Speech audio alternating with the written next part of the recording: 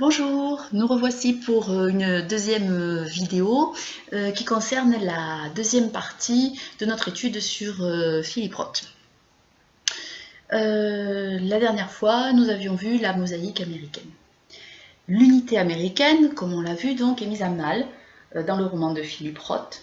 Et l'unité de la démocratie est remise en question par toutes les failles que le roman met en avant.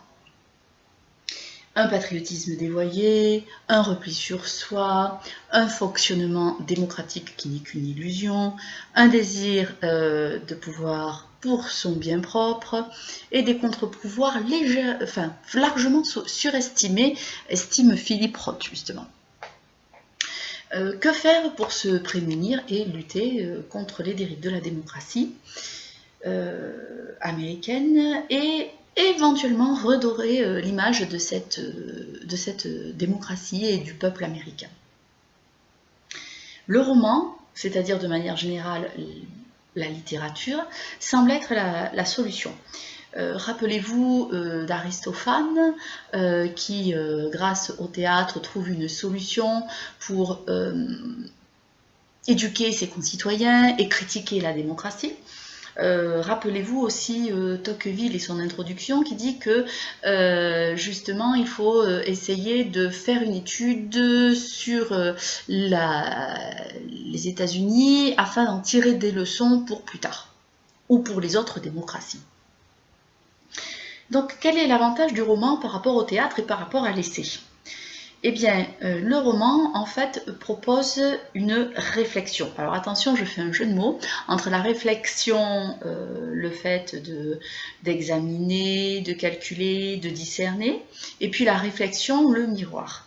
Puisque, en fait, dans le roman, on nous renvoie une image, un miroir de la réalité. Et cela oblige le lecteur à faire des parallèles avec évidemment la fiction qu'il est en train de lire et le réel, avec l'histoire et avec éventuellement un autre lieu ou avec des rêves, des possibles, tous ces espoirs. La fiction romanesque de Philippe Roth cherche à refléter la réalité de la même manière que chez Shakespeare, le songe d'une nuit d'été recherchait lui aussi à refléter la réalité. C'est-à-dire que c'est la même idée du miroir qui permet d'avoir une image réfléchie, renvoyée, qui permet d'examiner, mais comme vous le savez, c'est une image qui n'est pas tout à fait celle de la réalité puisque le miroir ne renvoie pas la bonne image, c'est une image inversée. Alors commençons justement par notre premier point du complot contre l'Amérique, qui est d'examiner la fiction romanesque comme miroir reflétant la réalité.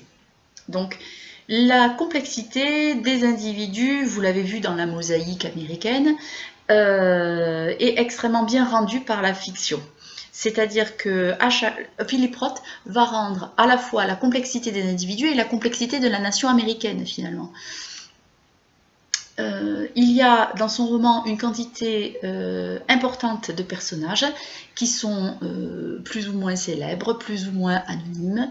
Il y a les personnages de sa famille et puis il y a bien sûr les personnages historiques comme Lindbergh ou Roosevelt. À la fin de cette édition, je pense que vous l'avez aussi, à la fin de cette édition, vous avez un post-scriptum, et dans ce post-scriptum, vous avez tous les discours dont il s'est servi, tous les textes sur lesquels il s'est fondé pour écrire son histoire. Et on s'aperçoit que c'est quand même très très historique comme fiction. Et je vous invite à relire ces passages-là éventuellement. Mais avant de m'intéresser à l'histoire dans le roman, je vais m'intéresser aux petites histoires. C'est-à-dire que je vais m'intéresser aux individus, aux personnages qui constituent en fait les anonymes, des anonymes mais aussi des gens un petit peu plus célèbres. Mais surtout, je vais m'intéresser aux gens. Je vais en fait m'intéresser à ce que l'histoire appelle la psychologie des peuples, ou l'histoire des peuples. Donc, dans un premier temps, Philippe Roth va nous montrer une pluralité de points de vue. Et la pluralité des points de vue, c'est que dans son roman, on va retrouver des gens de différents milieux sociaux. Vous avez l'oncle Monty, qui a réussi, qui est bien établi, qui a de l'argent, dans le domaine du commerce donc. Vous avez Herman, qui s'était établi dans les assurances, mais qui va être petit à petit déclassé. Vous avez Alvin, qui est un petit mafieux, finalement, qui est un petit délinquant qui va devenir un mafieux de deuxième catégorie. Vous avez aussi le point de vue d'une plus haute classe sociale, comme celle de Lindbergh ou comme celle de Roosevelt, ou comme celle de Bengersdorf, qui est en fait un milieu plus cultivé. Vous savez que Bengersdorf, c'est celui qui sait tout, donc le milieu de l'élite, en quelque sorte. Et tous ces points de vue vont pouvoir s'exprimer dans le roman. Vous avez aussi une pluralité de points de vue selon la communauté. Vous avez la communauté juive, bien sûr, sur laquelle s'attarde Philippe Roth, mais vous avez aussi la communauté des chrétiens, notamment celle que nous décrit le narrateur quand il suit des chrétiens. Et qu'il s'aperçoit que finalement décembre c'est le mois des chrétiens aux États-Unis. Mais vous avez aussi la communauté chrétienne par rapport à Roosevelt. Vous avez aussi la communauté chrétienne par rapport aux fermiers du Kentucky. Monsieur... comment il s'appelle?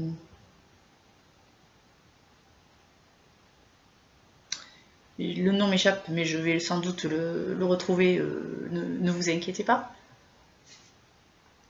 Donc, vous avez plusieurs points de vue selon les communautés. Vous avez aussi plusieurs points de vue selon l'âge, puisque vous avez aussi bien dans ce roman des enfants que des adultes. Vous avez le regard du narrateur, vous avez le regard de son frère Sandy fasciné, vous avez le regard de Seldon totalement apeuré et extrêmement naïf aussi. Donc vous avez aussi en contrepartie le point de vue des adultes. Vous avez aussi un point de vue selon les sexes. C'est-à-dire que vous avez le point de vue des femmes, vous avez Bess, la mère, vous avez de l'autre côté la tante Evelyn, vous avez aussi le point de vue de Mrs. Wisno. Je m'excuse pour mon anglais, je n'ai pas un très très bon accent.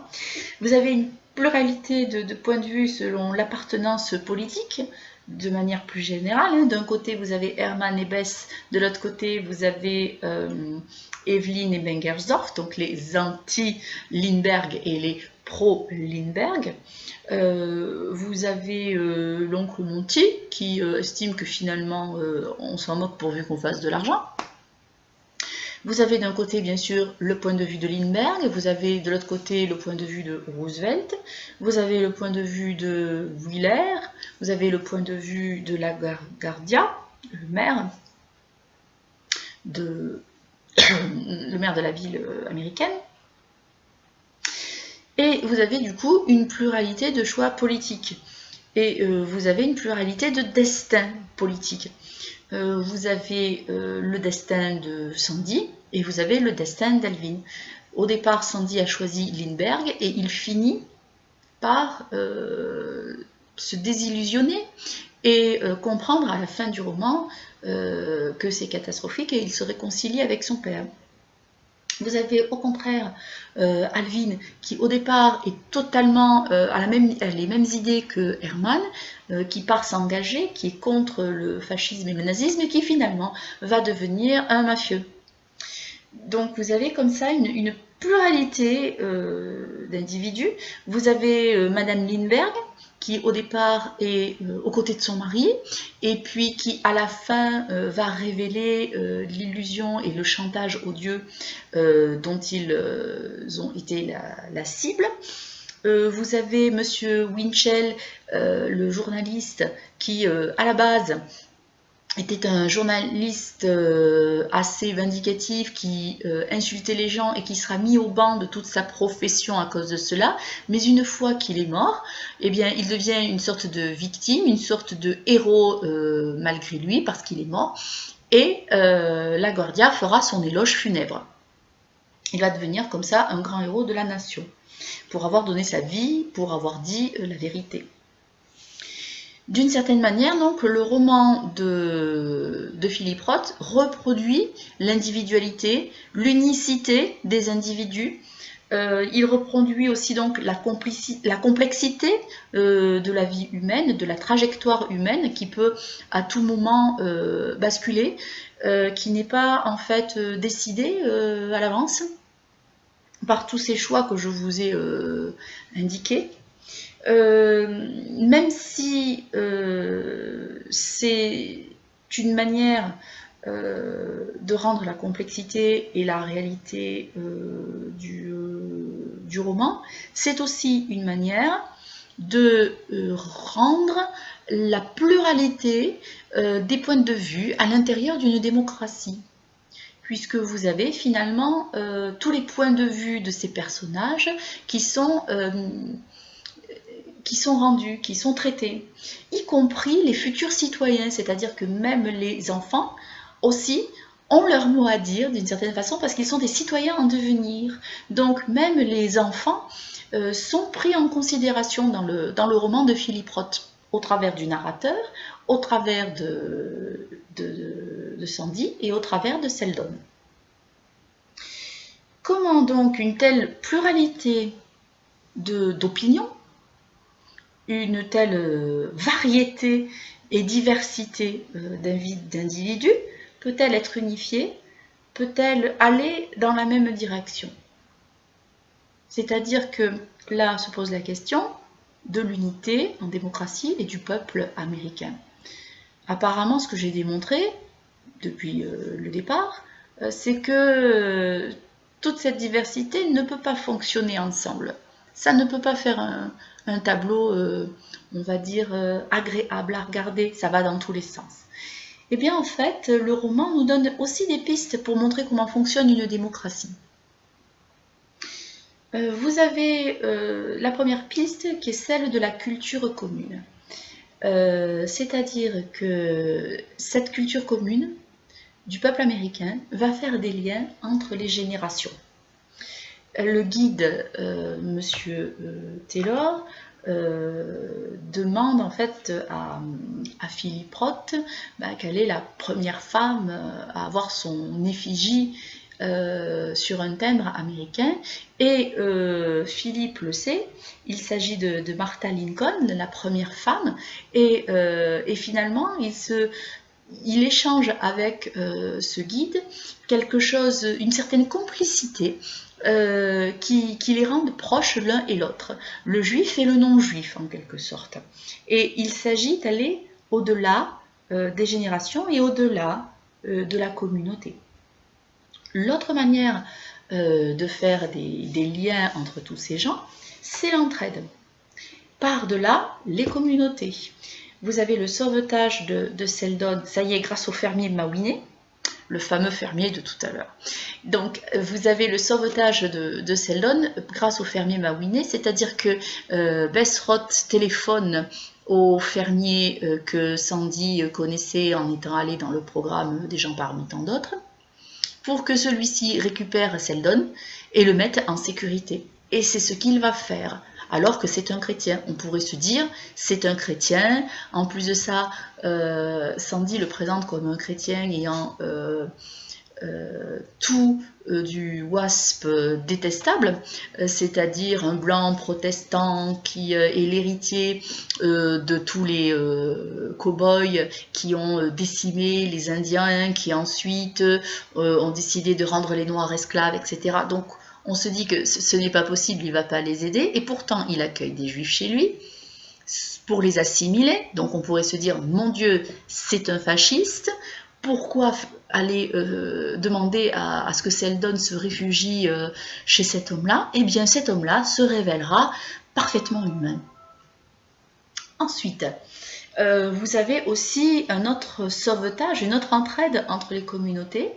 Cette fois-ci entre les communautés d'un même milieu social, j'ai envie de dire, et qui partagent en fait les mêmes difficultés, avec justement les Italiens Cucuza, qui viennent s'installer pas loin de là où habitent les Roths, dans le même immeuble. Eh bien, vous avez une entraide, une solidarité, puisque M. Cucuza va donner une arme à Hermann Roth, parce qu'il a peur pour lui, parce qu'il comprend très bien qu'il est victime de persécution, et parce que lui aussi, il a peur d'être une victime des persécutions perpétrées contre les Juifs. Et puis, par-delà les clivages politiques, vous avez encore un autre lien qui peut se tisser entre les individus, c'est le même amour de la liberté et de la démocratie. C'est-à-dire que, de manière curieuse, cette éducation, cet amour de la liberté et de la démocratie, on va le retrouver chez Rosette, chez La Guardia, on s'y attend, ce sont les grands héros, mais curieusement aussi, on le retrouve du côté de Madame Lindbergh, qui va révéler la grande illusion, la grande mascarade que le couple a jouée pour rendre l'Amérique fasciste. Finalement, le lien, l'unité peut se créer aussi autour d'une victime commune. Il s'agit de Winchell, qui représente l'idée du juif qui a réussi mais qui insulte les blancs, etc. dans ses diatribes qui disent malgré tout la vérité, mais donc il a quand même une image assez détestable, hein, une sorte de presse de bas étage, hein, il fait partie quand même d'une presse de bas étage aux yeux des autres journalistes, et malgré tout, à cause de sa mort, il est transformé en victime sacrificielle, héroïque, qui a donné sa vie pour la liberté, et une certaine unité commence à se créer autour de cet assassinat.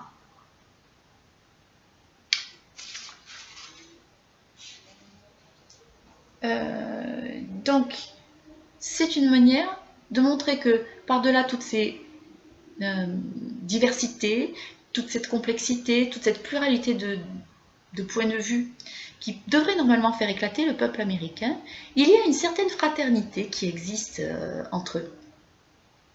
Et que finalement, ça rend la démocratie possible, ça la fait advenir dans le réel, elle existe, même si elle est réduite, même si elle est palpitante, en quelque sorte, juste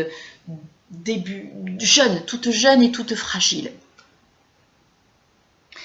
Mais ces individus qui font la démocratie, tous ces gens qui forment le peuple américain, font aussi l'histoire.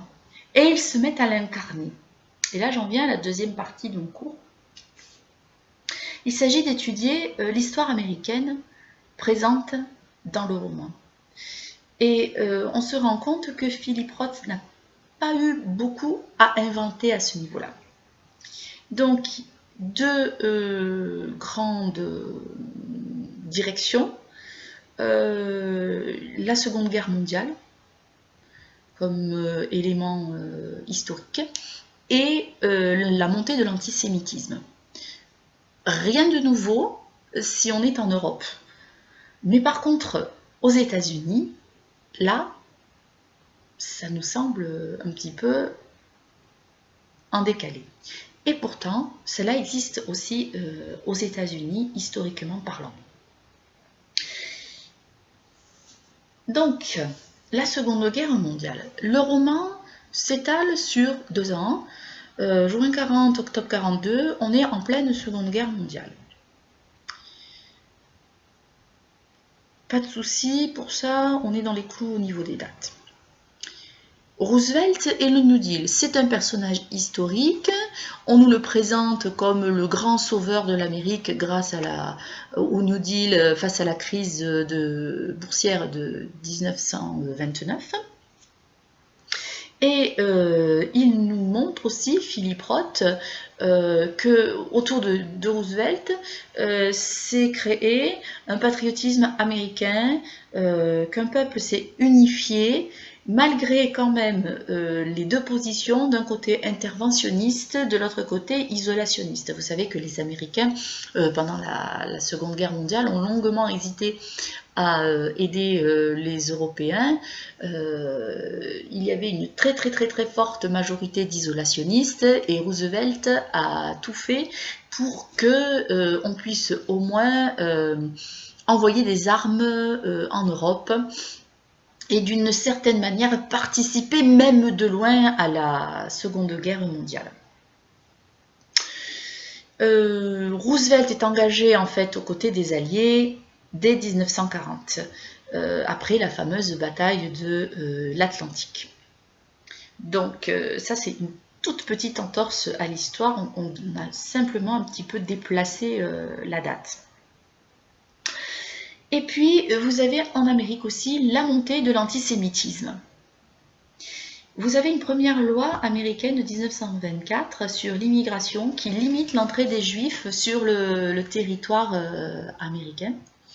Et vous avez une xénophobie grandissante à partir des années 20 et en fait qui s'accélère à partir de la crise de 1929. La fameuse crise dont on voit un petit peu les séquelles dans le roman avec la difficulté de trouver du travail pour Alvin dans un premier temps, avant qu'il parte à la guerre. L'oncle Monty qui est là pour donner du travail aux membres de sa famille pour qu'ils puissent subvenir à leurs besoins. Donc vous avez aussi l'image que les Roth, de manière générale, le père de Philippe Herman et sa maman Bess ne vivent pas quand même dans l'extra-luxe suite justement à cette crise financière. Et puis, vous avez dans le roman le Ku Klux Klan, qui vous est décrit, et qui correspond justement à un groupe d'individus qui ne détestent pas que les Noirs, mais qui détestent aussi les Juifs, qu'ils considèrent comme des bolcheviks. Vous savez qu'à ce moment-là, l'Amérique déteste les Rouges, a très peur du péril rouge, a très peur des bolcheviks. Hein. Je pense au président MacArthur qui va aussi lancer une chasse aux sorcières contre les bolcheviks par la suite, hein, contre les communistes de manière générale. Mais le Ku Klux Klan là est extrêmement antisémite et finalement le juif devient un bolchevique, devient un rouge à ses yeux. Vous avez aussi des allusions très précises à Henry Ford, le fameux inventeur du taylorisme, de l'industrialisation, dont on a déjà parlé en classe, et des méfaits que cela peut produire sur une application brutale de ce genre de technique dans les domaines humains. Et vous avez donc Henry Ford ici qui est mentionné comme un des grands antisémites des États-Unis, ce qui est parfaitement vrai. Et vous avez bien sûr, comme autre antisémite, Lindbergh. Il ne l'a pas inventé, hein, il s'est appuyé sur le discours de Des Moines, vous l'avez à la fin de votre livre, donc c'est réel. Donc vous avez ce fameux discours donc, de Des Moines qui est réel et qui est retranscrit à l'intérieur du roman, mais là aussi, Philippe Roth a fait une toute petite entorse à l'histoire. Ce discours a été prononcé en 41 et pas en 39. Voilà. Il y a un léger déplacement au niveau des dates. Pour continuer dans cet antisémitisme qui est historiquement réel, Harvard a aussi un numerus clausus pour limiter l'entrée des Noirs, pardon, l'entrée des Juifs. Finalement, ce lapsus est extrêmement révélateur. C'est que d'une certaine manière, pour Philippe Roth, le traitement des Juifs aux États-Unis, c'est la même chose que le traitement des Noirs aux États-Unis. Il ne fait aucune différence. Et vous avez aussi le comité America First, qui est très présent et qui est très antisémite. Et finalement, à l'heure actuelle, Donald Trump s'appuie encore sur America First, Make America Great Again, qui sont ces nouveaux juifs finalement que l'on vilipende, contre lesquels maintenant, à l'heure actuelle, on veut peut-être mettre un mur, ériger un mur. Donc, d'une certaine façon, l'antisémitisme est présent sur le sol américain. Il n'a rien véritablement inventé. Philippe Roth s'appuie vraiment sur un terreau existant, historique, et sur l'antisémitisme. Pourtant, dans son post-scriptum, Philippe Roth indique bien qu'il s'agit d'une fiction. Et c'est ça qui est intéressant, c'est que cette fiction reproduit le réel. Mais jusqu'à quel point elle reproduit le réel? Qu'est-ce qui a été modifié? Qu'est-ce qui est de l'ordre de la fiction? Et vous comprenez bien que ici, on va basculer sur un autre point du cours, qui va chercher de savoir si on est dans une uchronie ou dans une dystopie. C'est-à-dire qu'on s'interrogera pour la prochaine vidéo sur la fiction romanesque comme proposition d'un miroir pour réfléchir au possible. C'est-à-dire que c'est un épisode historique qui nous propose ce roman, mais il aurait pu advenir.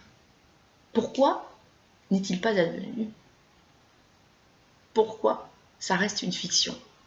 Et ça, c'est une question particulièrement intéressante que nous essaierons de résoudre la prochaine fois. J'espère que vous résistez bien à votre confinement. Je vous envoie plein de pensées. J'espère que vous profitez quand même un petit peu du soleil. Et puis, j'espère vous revoir très vite.